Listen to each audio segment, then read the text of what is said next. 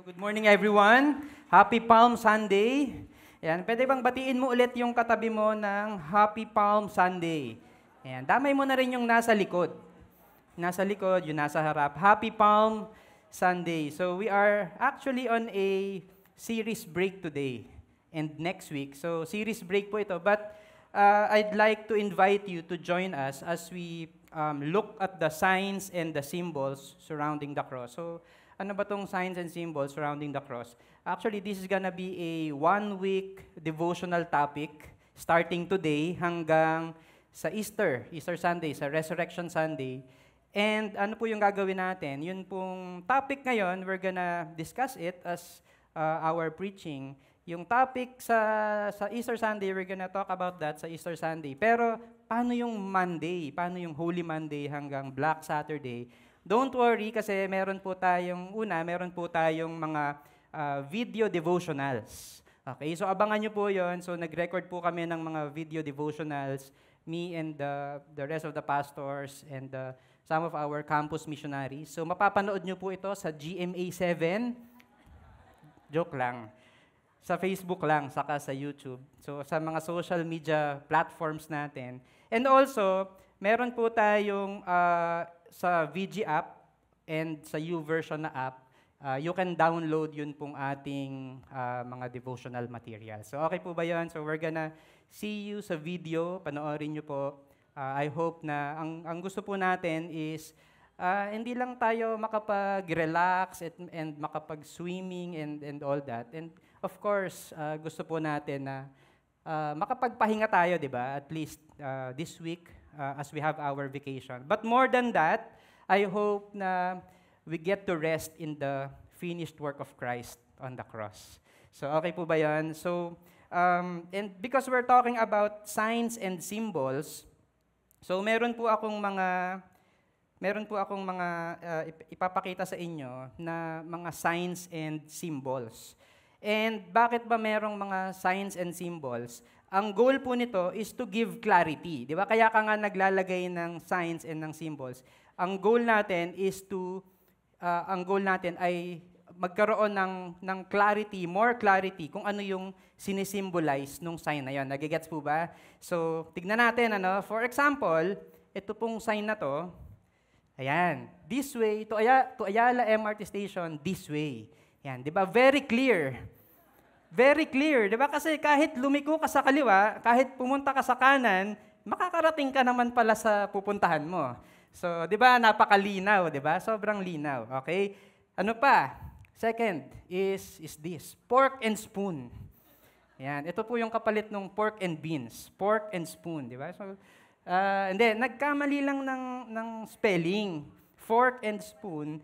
Pero, how many of you find this very helpful? Di ba? Kasi minsan kakain ka sa fast food, tapos pagkuha mong ganun doon sa kabila, tinidor. Pagkuha mo doon sa kabila, tinidor pa din. Di ba? Tapos sa likod, kinuha ka, tinidor pa rin. So parang lahat na lang tinidor. Di ba? So buti na lang, meron ng label. Di ba? Yung nakakalito kasi, di ba? Kuha ka ng ganun, lahat tinidor, ganyan. So buti na lang may label. And ito po yung last. Ito yung favorite ko eh. Di ba? Saging with banana flavor. Ayan, sobrang linaw.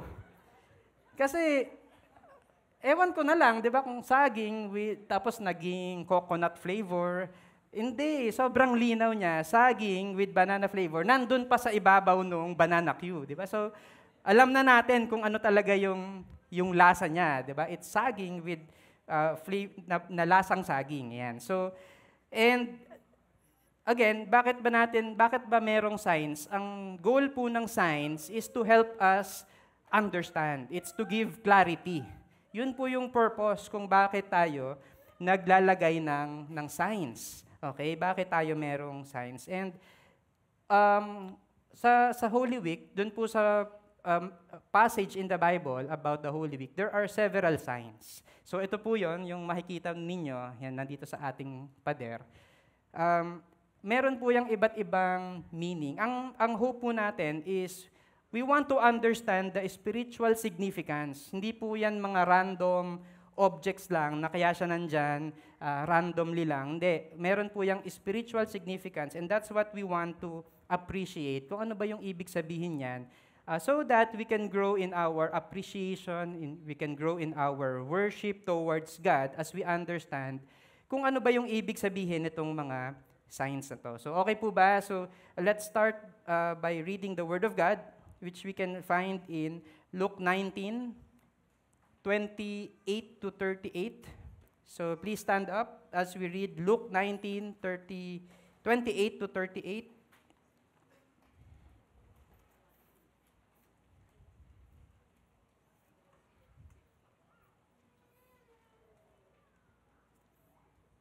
So if you're there, please read with me. So it says here, and when he had said these things, he went on ahead, going up to Jerusalem.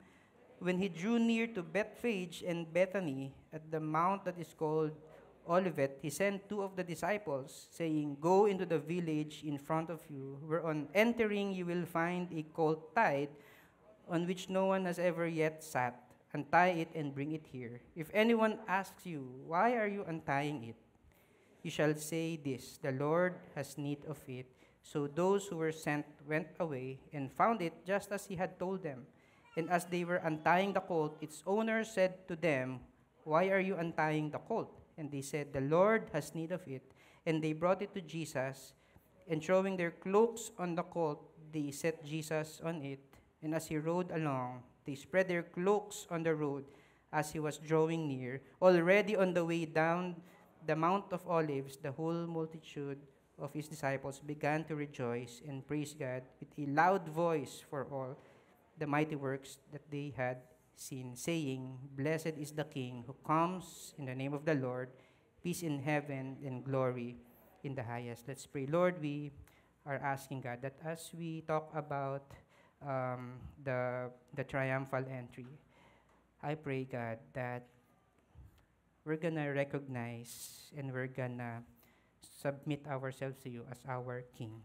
I pray, Lord, na maging malinaw sa amin what kind of King you are, that we're gonna submit, that we're gonna give to you our all, that we're gonna worship you. Thank you, God, in Jesus' name. Amen. So pwede na po tayong maupo. So we're talking about Palm Sunday. Ano ba yung Palm Sunday? We're commemorating the triumphal entry. So which we read a while ago, the triumphal entry. So ano yung ginawa nila? Bakit tinawag na Palm Sunday? Because they were waving palms, palm branches.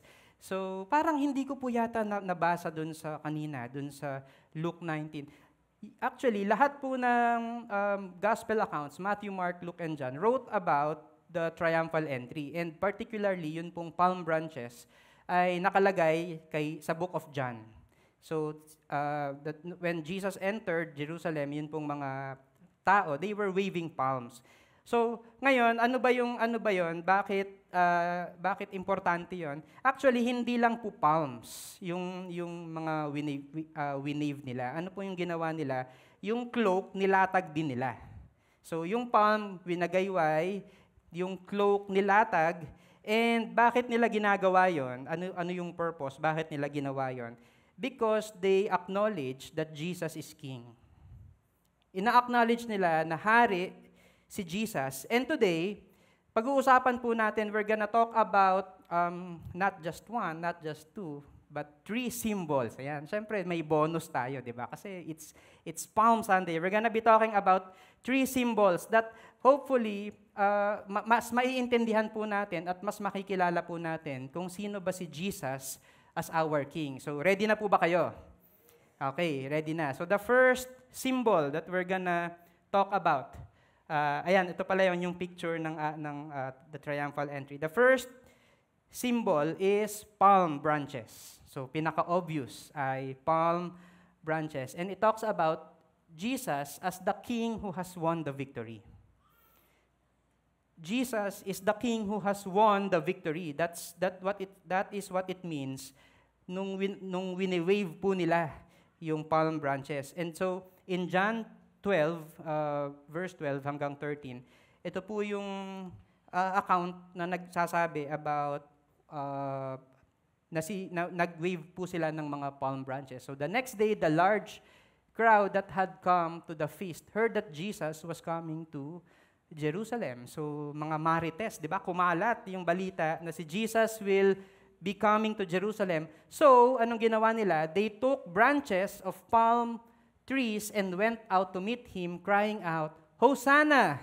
Blessed is he who comes in the name of the Lord, even the King of Israel. And ano ba yung ibig sabihin nito? Yung palm branches, so culturally speaking, ginagamit po nila yan. Nag-umpisa po yung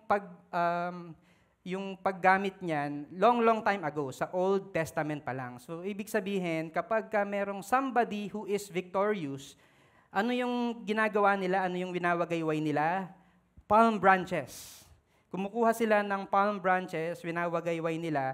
And now, in the book of Leviticus, you're gonna read in there na yun pong si God, sinabi po niya na kapag Feast of Tabernacle, kumuha kayo ng mga palm branches, iwagayway ninyo as a sign of rejoicing, as a sign of victory. So yun po yung ibig sabihin niyan. Now, ito po yung what I have been thinking about. Kasi yung palm branches ay winawagayway siya as a sign of victory. Ito po yung iniisip ko eh. Kasi, teka lang, si Jesus ay papasok pa lang sa Jerusalem, and bakit, ano yung sinisigaw ng mga tao? Ang sinisigaw ng mga tao, Hosanna, blessed is he who comes in the name of the Lord. Pag pinakinggan natin, parang ang galing, di ba? They were worshiping God, they were praising God because they were saying, Hosanna!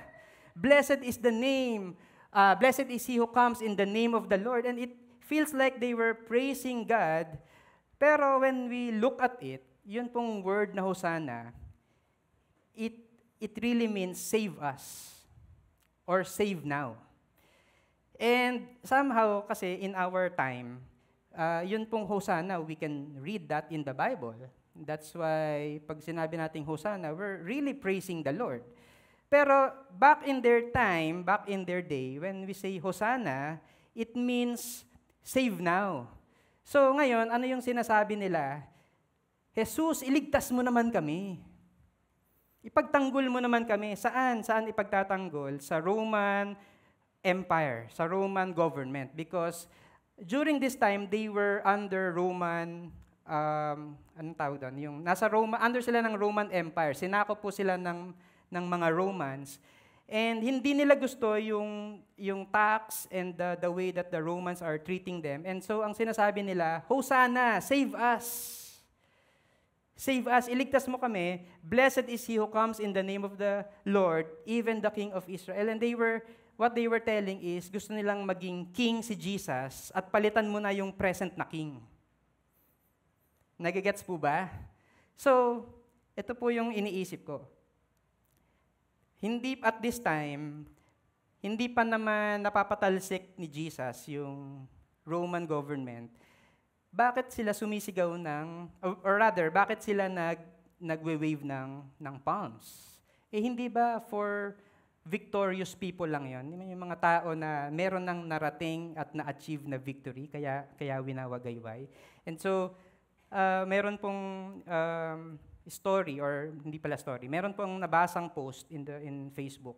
Kasi last year, sino po yung nanonood ng NBA dito? Yan, sino yung gusto nyong mag-champion? Ginebra, yes. PBA po yun. So, last year, ang nag-champion sa NBA was Celtics. Tama ba? Boston Celtics. So, ito po yung picture. Ano yung mga puti na yan? It's called confetti. So, ibig sabihin, kapag merong nag-champion, pag champion na, maglalaglagan na yung confetti. Now, in another league, na hindi ko sasabihin kung ano, at di ko rin sasabihin kung anong sport, para confidential. Napansin po nung mga fans, it was, I don't remember kung anong game. But yung isang team doon is already on the brink of winning the championship. So, pag nanalo sila sa game na yon, champion na sila. And supposedly, pag nag-champion, maglalaglagan na yung confetti. And some of the fans, napansin nila, teka, bakit walang nakasabit na confetti dun sa itaas? Bakit kaya parang prepared ba yung nag-organize nung event na magcha-champion? I don't know, di ba? And napansin nila, walang confetti na ready. Just in case na mag-champion yung team na yon. And why am I saying this? It's because, sino po sa inyo dito, naniniwala po kayo that Jesus Christ has already won the victory? Jesus Christ has already won the victory. Ang tanong, may confetti ka ba? Hindi literal, ano? But spiritually speaking, and I'd like all of us to think and reflect on this question. Are you really convinced that Jesus has already won the victory? Hindi yung mananalo pa lang, but He has already won the victory. Kasi imagine, during their time, nung time po nung triumphal entry, Jesus was just about to enter Jerusalem. And basically, wala pa naman siyang masyadong na-accomplish in terms of the victory that the people were expecting. So, in our time, alam na natin, kasi this was 2,000 years ago, nanalo na si Jesus, He has already won the victory. Pero ang question ko, convinced ka ba talaga na nanalo na si Jesus, that Jesus Christ has already won the victory? Does that reflect in your actions, in your words, whenever you speak, whenever you act, whenever you, as you treat other people, in your behavior, does it reflect that Jesus Christ has already won the victory? And I hope na kung hindi ka pa rin convinced, I hope that this verse will convince you. Revelation 7, this is John, the same John who wrote yun pong John 12 that we read. This is a vision from John. Ang sabi niya in verse 9, "After this, I looked, and behold, a great multitude that no one could number from every nation, from all tribes and peoples and languages, standing before the throne and before the Lamb, clothed in white robes." And ano po yung ginagawa nila? With palm branches in their hands. And I can't help but think na one day, we're gonna be part of this great multitude. Gusto niyo po ba yan? Na we're gonna be part of this great multitude. Ano po yung ginagawa natin? We are carrying palm branches on our hands, waving before the King, before Jesus Christ. And ano po yung sinisigaw? Verse 10, "And crying out with a loud voice, salvation belongs to our God who sits on the throne and to the Lamb." Kanina, ang sinisigaw ng mga tao, "Hosanna, save us! Iligtas mo kami. Gusto namin na ikaw na lang, Jesus, ikaw na lang yung pumalit dun sa present na King. Gusto namin, ikaw na lang yung maging King." Pero in Revelation, it's in the past tense. Salvation belongs. It's not, "Lord, save us. Sana magkaroon kami ng salvation through you." It's not about that. Ang sabi niya, salvation belongs. It's in past tense. It's in the present tense na yung salvation has already won by Jesus Christ. It belongs to Jesus Christ. And now, who is sitting on the throne? It's God. It's in past tense. Di ba? Hindi pala past tense. It's in the present tense. Ibig sabihin, tapos na, pero hanggang ngayon, siya pa rin yung nakaupo dun sa trono, siya pa rin yung nakakuha ng victory. Nagigets po ba? So ang question, are you really convinced? Does it reflect, does it show in your actions, in your words, in how you treat people, and in our life, that Jesus Christ has already won the victory? I hope na it will. I hope na we're gonna be convinced. And it's gonna reflect on how we live our lives. So that's the palm branches, because Jesus Christ has already won the victory. Second symbol ay yun pong cloak. Because Jesus is the King who is worthy of honor. Jesus is the King who is worthy of honor. So Luke 19, verse 36 hanggang 38, "And as he rode along," so nakasakay na po si Jesus dun sa colt and he was entering Jerusalem. And as he rode along, they spread their cloaks on the road. As he was drawing near, already on the way down the Mount of Olives, the whole multitude of his disciples began to rejoice and praise God with a loud voice for all the mighty works that they had seen, saying, "Blessed is the King who comes in the name of the Lord.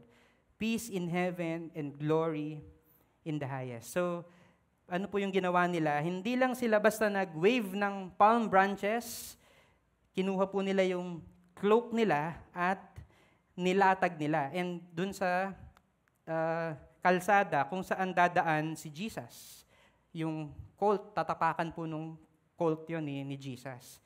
And siguro kung, of course, we don't do that ngayon. Sino po yung gumagawa pa nito ngayon? Wala naman, di ba? But siguro in the modern context, probably ang equivalent po nito is the red carpet. Diba? So, usong-uso po yan in Hollywood, sa mga Oscars, sa Grammys. There's a red carpet. Pag meron pong isang high-ranking diplomat na bibisita sa Pilipinas, diba, maglalatag ng red carpet. Okay? Ano yung sinisimbolize nun? Ang sinisimbolize po nun is respect. Ang sinisimbolize nun is high regards. Di ba parang mataas yung tingin namin sa'yo that you're worthy of the red carpet. Yun pong red carpet is exclusive. Di ba? Yung mga tao, nandun lang sa labas.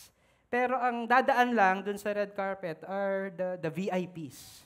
And when we lay our cloaks, parang siguro in the modern context, we're parang rolling out the red carpet.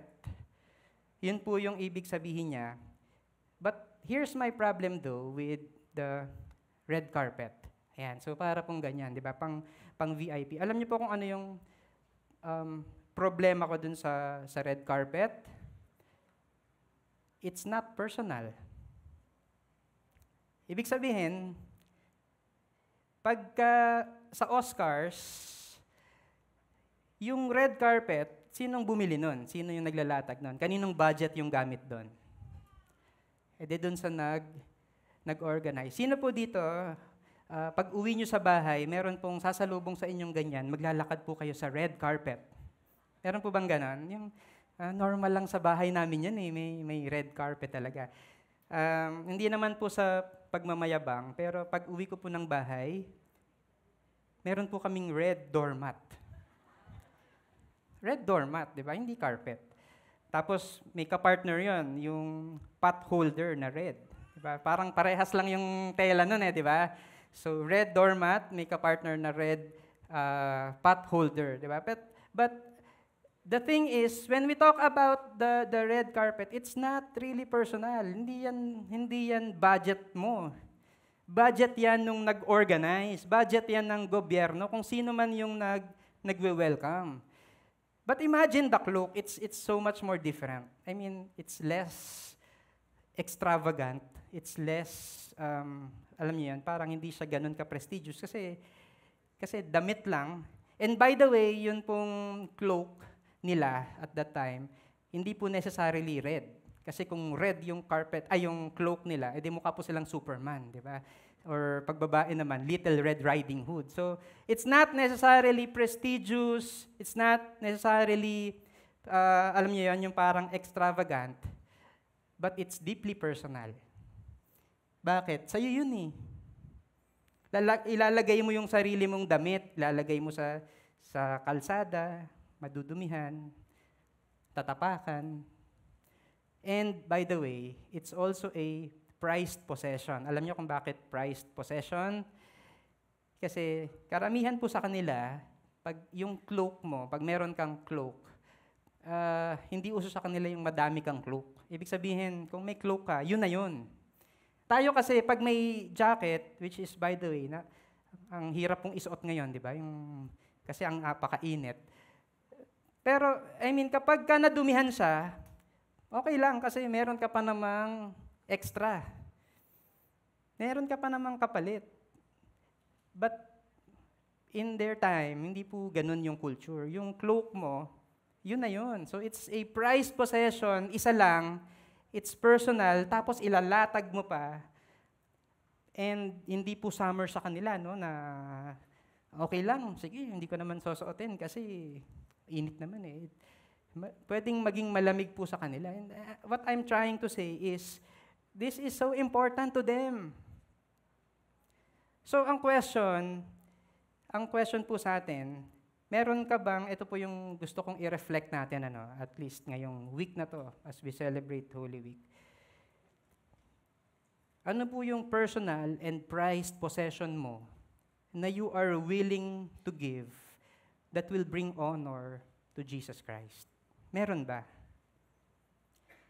Meron ba? Kasi naalala ko po nung birthday ko yun a long time ago.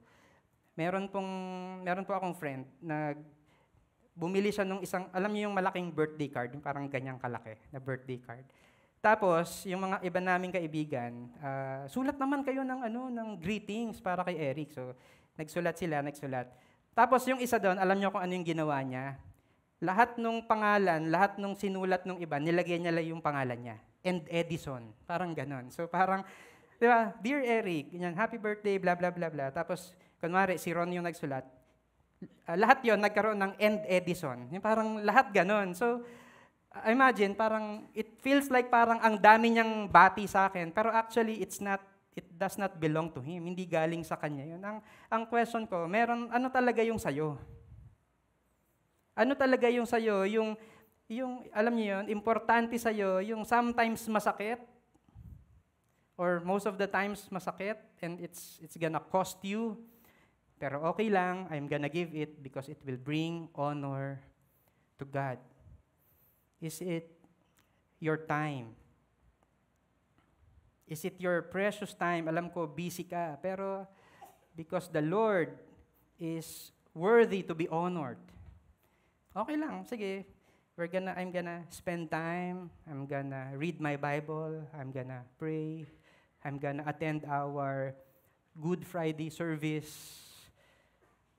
Ano yun? Is it your house?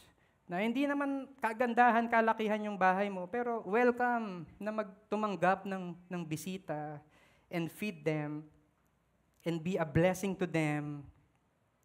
And it's gonna be a way to have fellowship, to build relationship with others, and to share the gospel. Na probably yung iba sa inyo, gusto nyong i-welcome yung ibang mga tao to your house para doon mag-VG. Is it your car? Na hindi naman dahil kagandahan yung car mo, hindi naman masyadong kagandahan yung car mo, pero willing ka to serve people. Diba yung sunduin na kita, pagka Sunday, daanan na kita para makapag-service ka. Kasi alam ko naman, 3 yung anak mo, wala kang mahirap mag-commute. Pero baka pwedeng daanan na kita, attend tayo ng service, tapos ihahatid na rin kita pa uwi. What is it that you have? Is it your time? Is it your talent, your skills? Is it your treasure, the things that you have? What is it? What is your personal and your prized possession that you are willing to give because you want to bring honor to the King? And naalala ko po meron pong story in the Bible, si King David. Kilala niyo si King David? Si King David, one day, he went to the threshing field of Arauna. Yung threshing field, or the field, siyempre nagtatanim. Yung threshing floor, dito po yung parang, ano bang tawag doon?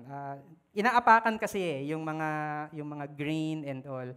So, tinatapakan po ng mga animals, di ba? So, para matanggal. So, parang ito, ang modern nito, parang binabayo. Yan. So, in the modern context.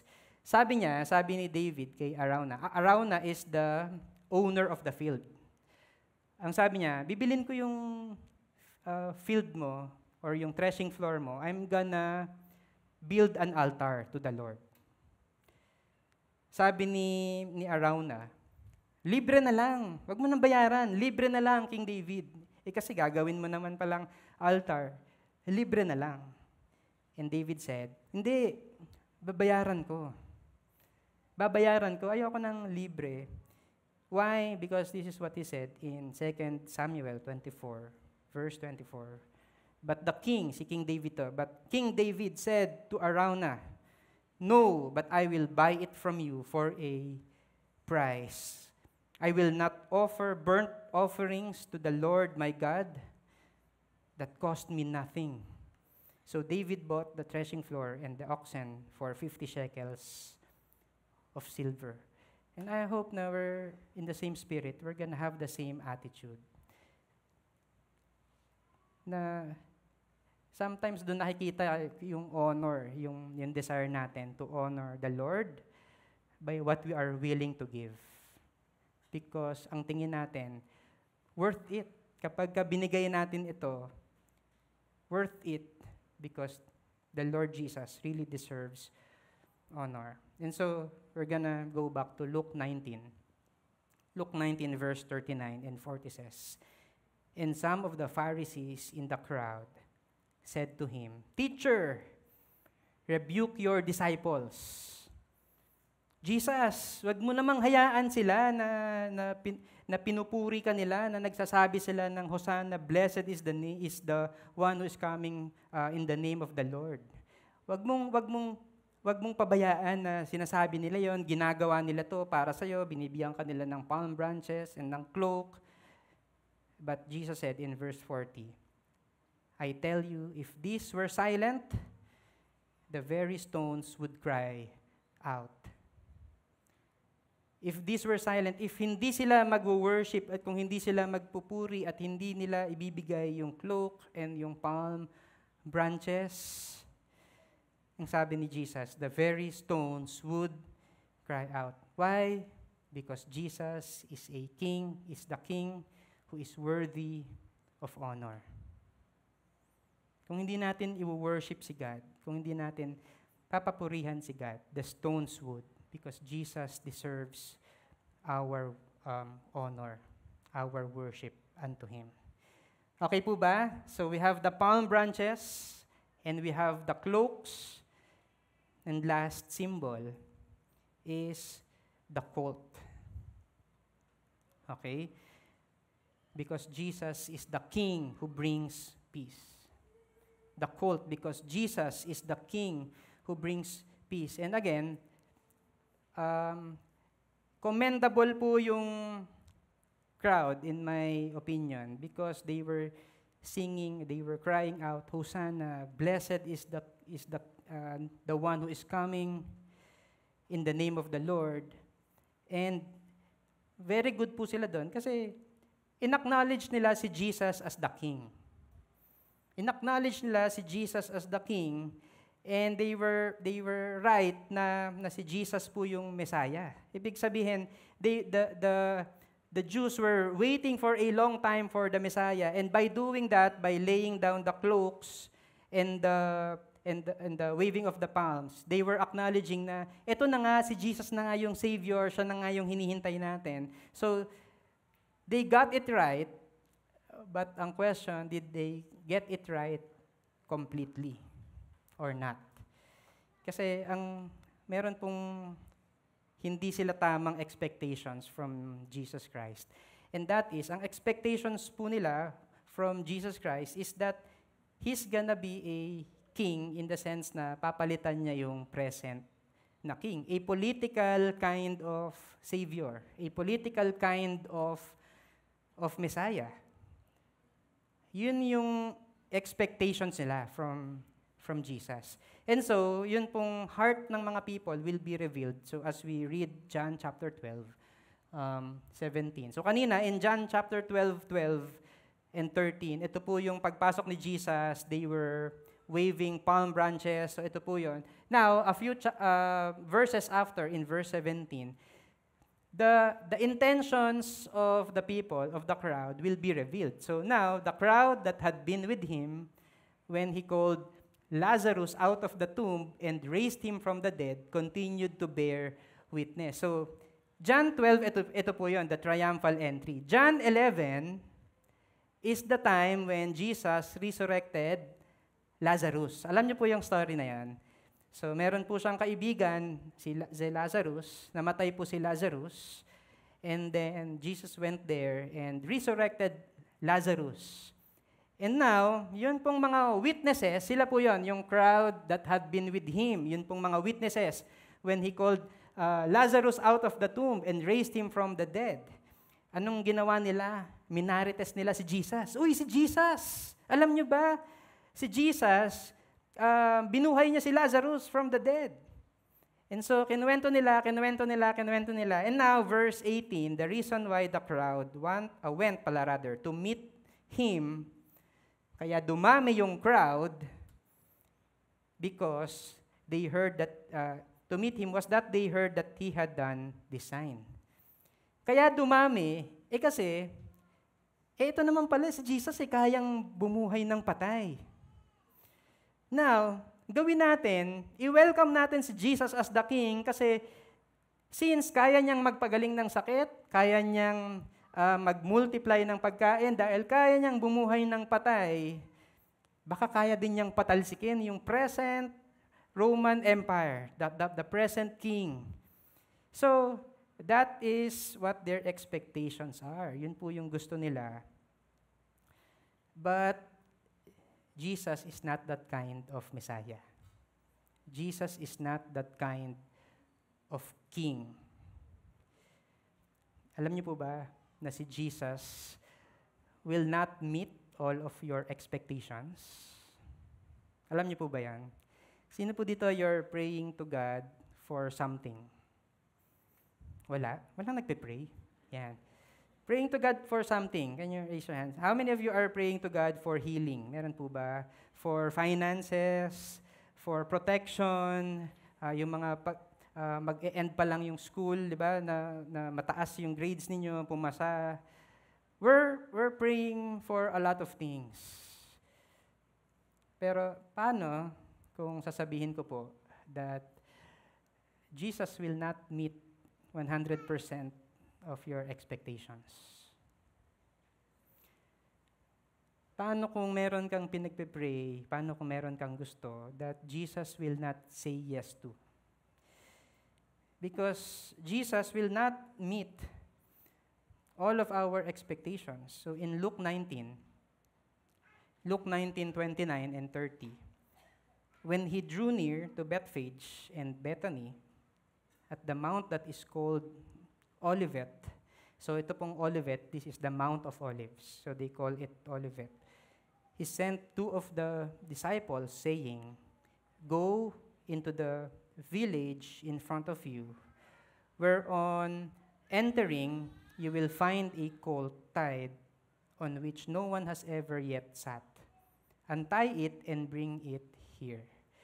Ano po yung expectations ng mga tao? That Jesus is gonna free them and liberate them from the Roman government. That's the expectation. Alam niyo po yung mga Romans, dahil under po sila ng Roman Empire.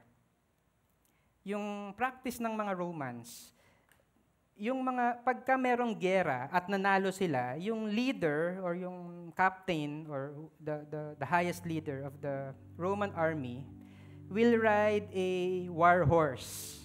Alam niyo yung alala ko yung sa Shrek, di ba? Alam niyo yung sa Shrek? I forgot kung Shrek 2 yata yun. Si Donkey, gusto niyang maging stallion, di ba? Why? Because the stallion parang looks stronger, it feels faster, he looks faster, parang mayabang yung dating mo kapag ka stallion ka. And the Roman general or the captain, the leader of the army, will ride a war horse, a stallion. And ano po yung gagawin niya kapag ka nanalo siya sa war? Yun pong mga nahuli nila, yung leaders ng army na nahuli nila, ay isasabit niya po yun dun sa horse and hahatakin ng horse. Nakasakay siya dun. Ano po yung sinasabi niya? Nanalo tayo. Nanalo tayo. Tapos na yung giyera, panalo tayo. Ito yung mga kalaban natin. But Jesus will not meet expectations. Bakit? Ano yung sinabi niya dun sa mga disciples? Punta kayo dito sa Bethany. meron diyang colt na makikita kayo, kuhanin nyo. Untie it, and then kuhanin nyo, yun yung sasakyan ko. Alam niyo po kung sino yung sumasakay dun sa colt? Normally, the merchants, the priests. Hindi yung mga makikipag-away, but those who come in peace. Merchants, kasi magte-trade. The priests, yun po yung sumasakay ng colt. And hindi lang basta colt, it's a colt on which no one has ever yet sat. Yung colt, first, niya yan eh. Wala pa siyang job experience. Parang ito yung una niyang gagawin, di ba? So, probably, yung colt na yan, medyo malikot pa. Yung parang, hindi pa naaamo. Hindi pa natin alam kung liliko sa dito, liliko sa dyan. And ano po yung ibig sabihin nun? Jesus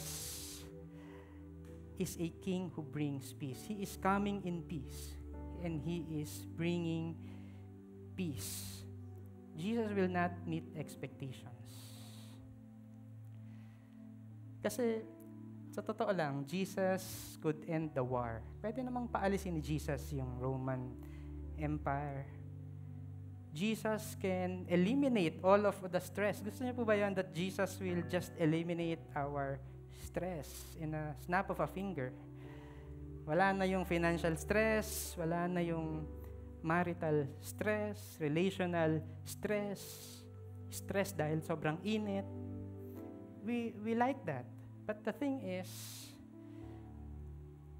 if that's who Jesus is only, then sino talaga yung king? Baka tayo talaga yung king. Kasi kung ano yung gusto nating gawin ni Jesus, if He's gonna do it, sino talaga yung king? Baka talagang tayo yung king. So, ito po yung questions ko sa atin, na I would like us to think about. Una, ano yung expectation mo mula kay Jesus? What are you praying for? What are your expectations of Jesus? And second question, paano kung hindi imi-meet ni Jesus yung expectation mo? Would you still wave the palm branch? Would you still give the cloak or hindi na? I'd like us to think and to reflect on these questions. Because, again, what do we want? We're expecting something that Jesus will do these things for us. And yet, ito po yung gusto kong sabihin sa atin ngayon. We rejoice that Jesus is not the King we thought we wanted. Bakit? Because He is so much more. It's okay if Jesus will not meet your expectations. Bakit? Because He is so much greater. He is so much more, and we rejoice in that fact. Imagine, kung ang tingin lang natin kay Jesus is an earthly kind of king, ang baba naman ang tingin natin kay Jesus. Because Jesus is not just a political king. He is the King of kings. He is the King of kings. He is so much more than what we imagine and what we want Him to be. He is the King of kings. In fact, He has fulfilled what the Bible says in Zechariah 9. Ito po yung sabi sa Zechariah 9. Rejoice greatly. This is a prophecy about Jesus. Rejoice greatly, O daughter of Zion. Shout aloud, O daughter of Jerusalem. Behold, your King is coming to you. Righteous and having salvation is He. Humble and mounted on a donkey, on a colt, on the foal of a donkey. He is coming in peace. He is coming in righteousness. He is coming in humility, mounted on a donkey, and its contrast dun sa Roman army who would parade. Alam niyo yan, yun pong napanalo nilang war. Jesus is the opposite. He's coming in peace. And also, He is bringing peace to us. In the next verse, it says, I will cut off the chariot from Ephraim, and the war horse from Jerusalem, and the battle bow shall be cut off. There's no more need of war. and He shall speak peace to the nations. He's gonna speak peace to the nations. His rule shall be from sea to sea and from the river to the ends of the earth. And His rule, it's not just gonna be in Jerusalem. It's from sea to sea. It's everywhere. He's King of kings, and He's coming peace, not in the way that we want Him to bring peace. Because alam niyo po ngayon, nakaka-relate tayong lahat, it's the time of elections. And some of us, ako po, ang dami ko pong nakikita on Facebook, ang daming nagre-reklamo sa government, madaming galit sa corruption, maraming galit kasi walang budget yung PhilHealth and all that. And we want the new king, the new ruler, the new mayor, the new politicians na mag-bring ng peace so that, alam niyo yun, yung stress natin mawala. Tama po ba? Gusto natin, gusto natin na yung susunod na uupo ay maayos. Kasi ayaw natin ng stress. Paano kung sabihin ko po na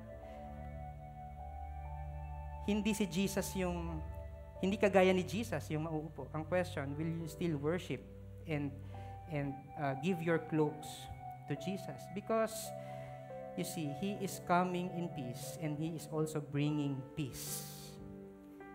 And in fact, He has already brought peace to all of us. He is the Prince of Peace. Ano po yung ibig sabihin nun? Yun pong greatest hindrance for us. Kaya wala tayong peace. Alam niyo kung ano yun? It's sin and death. Kasi you may have all of these things. Maybe wala kang financial stress. Maybe wala kang marital stress. Pero kung meron kang sin, what do you get? What do we all have? It's punishment. It's hell. And that's gonna be our consequence because of the sin that we have done. But, ano po yung dala ni Jesus? He is bringing peace. Peace with God because He has redeemed us, restored our relationship with the Lord. And now what do we have? We have peace before God because the enemy, sin and death, has already been defeated. And I hope na ngayong Holy Week, we're gonna rejoice in the fact that we have peace, that sin has already been defeated. And ang resulta po nun is that we're gonna be willing to give our palm branches and to lay down our cloaks before the King who brings peace to us. And I wanna pray for all of us. Can we all stand up? Sino po sa atin, you admit na sometimes you lose that peace, that kind of peace, because of the many problems that we face. Maybe it's health issues, maybe it's work issues, maybe it's family issues, maybe it's finances. And you wanna admit na, Lord, sometimes I lose peace over these things. Can you please raise your hands? But at the same time, as we raise our hands, I want us to understand that there is a King, the King of Kings, who has brought peace, the greatest kind of peace. If God has given Jesus, how much more will He not be able to give everything to us? That's what the Bible says.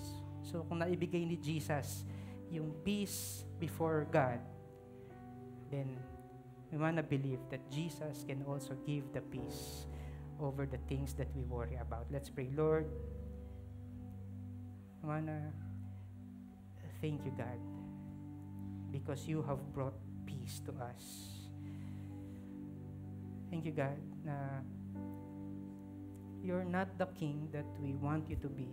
You're not the king that we expect you to be, because you are so much more.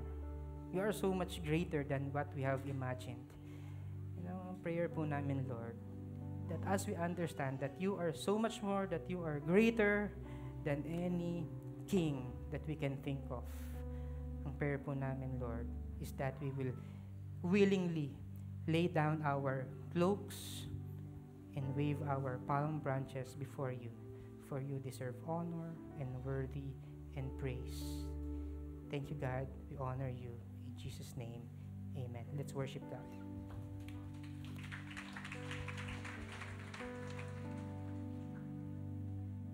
I surrender all. I surrender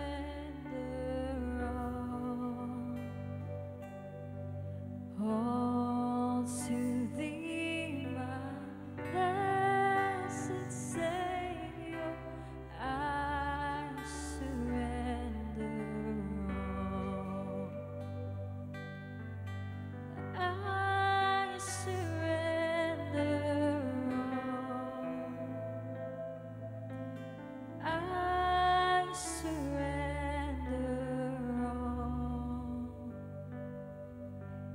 all to Thee, my blessed Savior.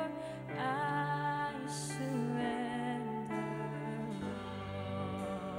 Come on, let's sing this. I surrender all. Come on, let's lift our hands as a knock of surrender. I surrender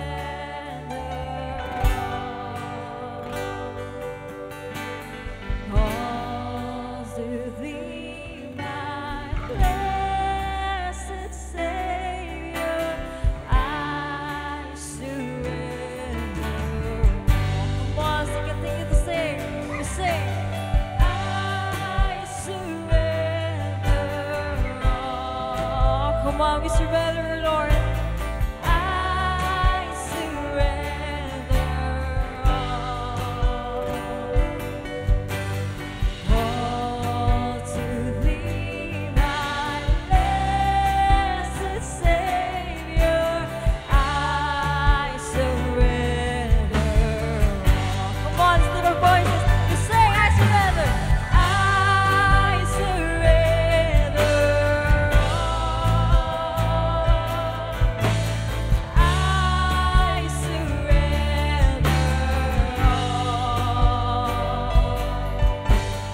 all to Thee, my blessed Savior.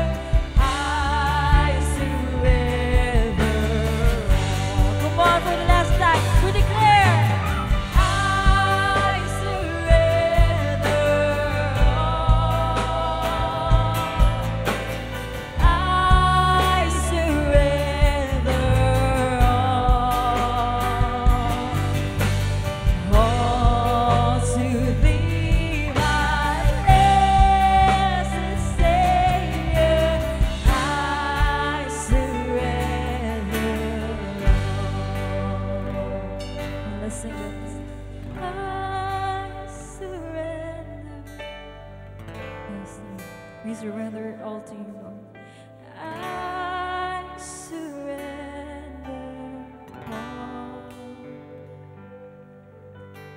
all to Thee, my blessed Savior. I surrender all.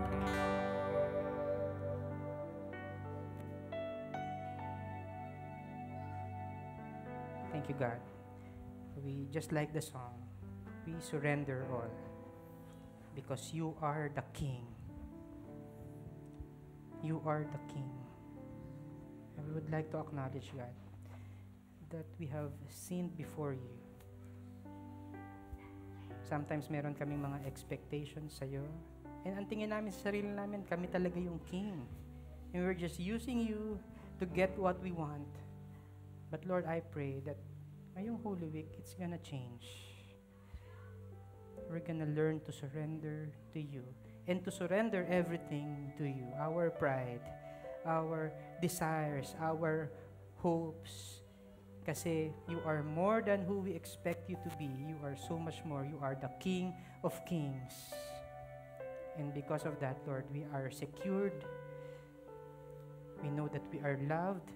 We know that we have a great future as we surrender everything to you. Maraming salamat po, Lord.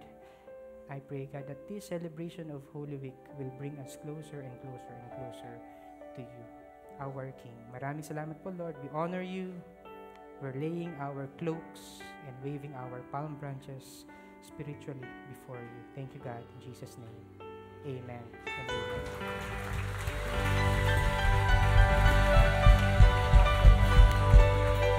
Thank you, everyone. See you on our Good Friday.